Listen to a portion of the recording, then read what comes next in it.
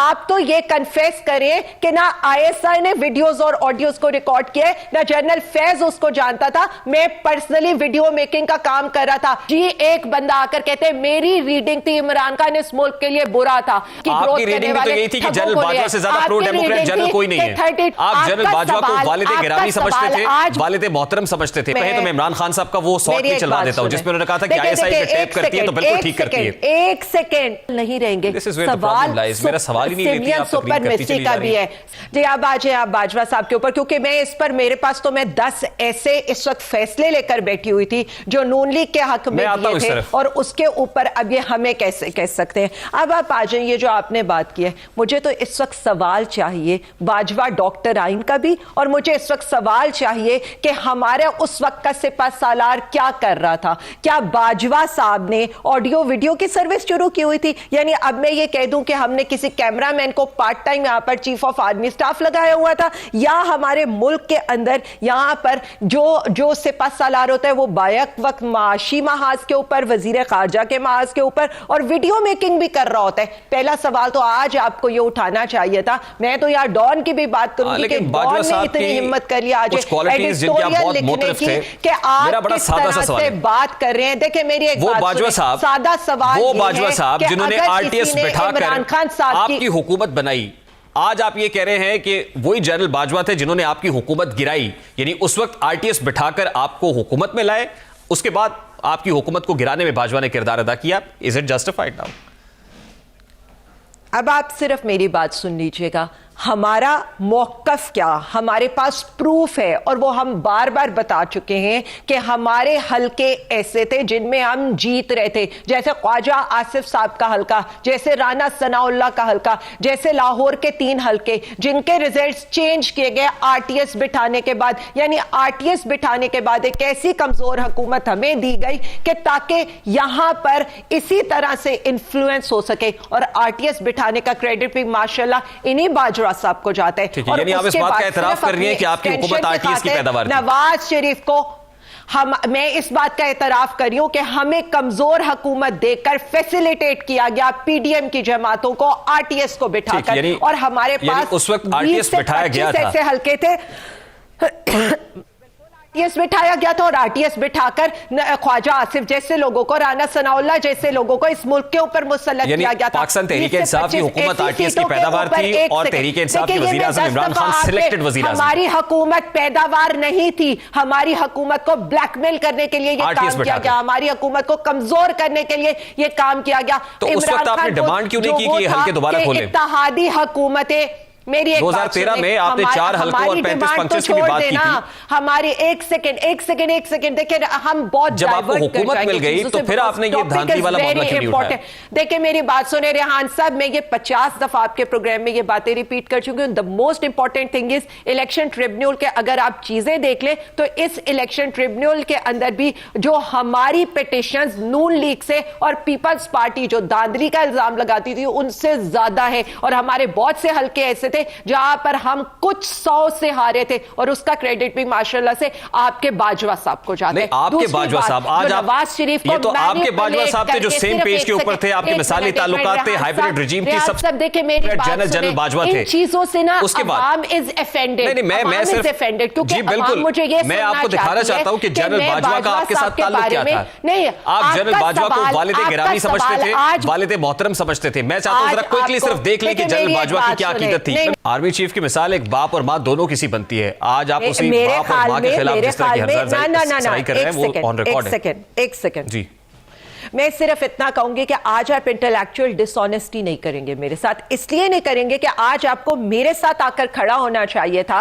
कि एक बंदा किस तरह से एक इलेक्टेड वजीर आजम की वीडियोस और ऑडियोस को रिकॉर्ड कर सकता है और फिर आकर उसको कन्फेस। मैं इसका जवाब देता हूं। एक बंदा किस तरह से आकर ये किरदार तो लेजिटिमाइज खुद इमरान खान साहब ने किया था। अगर आप कहें तो मैं इमरान खान साहब का वो शॉट भी चलवा देता हूं जिसमें उन्होंने कहा था कि आईएसआई पे टैप करती है तो बिल्कुल ठीक करती है। एक सेकंड क्या ये स्टेटमेंट इमरान खान साहब का नहीं है? बात क्या हो रही है? नहीं, एक सेकंड, यहाँ बात क्या हो रही है? जरा मुझे 2-3 बातों के ऊपर आपका जवाब चाहिए और उस पर आप आइएगा। एजेंसीज अगर टैप करती हैं तो उन्हें वो चीज टैप करनी चाहिए थी और वो वाकई जेन्युइनली करनी चाहिए थी। अगर इमरान खान साहब ने कोई करप्शन की थी तो आप इमरान खान साहब की करप्शन सामने लाते ना। आप तो ये कन्फेस करें कि ना आईएसआई ने वीडियोस और ऑडियोज को रिकॉर्ड किया है, ना जनरल फैज उसको जानता था। मैं पर्सनली वीडियो मेकिंग का काम कर रहा था, जिसका दावा कल तक मरियम नवाज करती थी कि जी मैं तो वीडियो रानी हूं और आज वीडियो। और देखिए मेरी एक बात सुने, एक मिनट। अब आप बाजवा साहब पे जरा रहेंगे तो मैं उसी की बात कर रहा हूं, क्योंकि सवाल मेरे अब आज है कि आज कौन से ऑफिशियल एक्ट की। देखें जी मेरी एक बात सुने, एम्पावर किसको किया और कर कौन रहा है? यानी चीफ ऑफ आर्मी स्टाफ यहां पर आकर एक इलेक्टेड वजीर आज़म की इजाजत के बगैर उसके वीडियोस को और ऑडियोस को और उसकी मीटिंग, यानी कल को अगर मैंने उन लोगों को नहीं देखे मेरी एक बात, जब तक आपके लिए काम कर रहे थे आपके लिए वीडियोस और ऑडियोस बना रहे थे तब तक जस्टिफाइड था। बिल्कुल नहीं, फैक्ट्स क्लियर है हमारे लिए। ना हमें किसी की वीडियोस की जरूरत है ना ऑडियोस की जरूरत है, क्योंकि उनके करप्शन के किस्से 7 बड़े आजमों में 7 इंटरनेशनल जरीदों में भी और उन पे डॉक्यूमेंट्रीज भी बनी है। अगर हमारी करप्शन की वीडियोस बनाती, ये कौन सी बात है? मेरे ख्याल में तो इस चीज को कहते हैं कि अगर आपको आपके केसेस में इस्तेसना दे, आपको जमानतें दे तो आपकी अदलिया है। जंग लड़ते जनरल बाजवा अगर आपको आरटीएस बिठा कर हुकूमत में लाए तो ठीक है। जनरल बाजवा को और ऐसी वीडियो मेकिंग को जनरल बाजवा अगर ये कहे कि मैं पॉलिटिकल हूं तो गलत है। जस्टिफाई करने पर आ गए कि जी एक बंदा आकर कहते हैं मेरी रीडिंग थी इमरान खान इस मुल्क के लिए बुरा था, आपकी रीडिंग ये थी कि इमरान खान 6% की ग्रोथ कर रहा था, इसलिए नेगेटिव की ग्रोथ करने वाले थी कि जनरल बाजवा से ज्यादा प्रो डेमोक्रेट जनरल कोई नहीं है। 32 बिलियन आपकी रीडिंग भी तो यही थी आलिया अफजल साहिबा आज उसको जनरल बाजवा बड़े तहम्मुल मिजाज बड़े सब्र वाले को ले आए। आपकी रीडिंग कि आपके जो $20 बिलियन की रेमिटेंसेस है आज उसमें जो $4 अरब की कमी आ रही है आप उनको लेकर आए। आपकी उस वक्त की बात है ना आलिया अफजल साहिबा जिस वक्त आपके मिसाली ताल्लुकात थे, आज 40% की महंगाई वालों को आप लेकर आए। बिल्कुल नहीं, ये यहाँ पर सेम पेज आज भी उस वक्त जनरल बाजवा की तारीफ में जमीन और आसमान के खुलाफे खुद आपके कप्तान मिलाया करते थे, वो भी उनकी स्टेटेड पोजीशन है। अब मुझे जितने शॉट्स कहेंगे मैं चला दूंगा।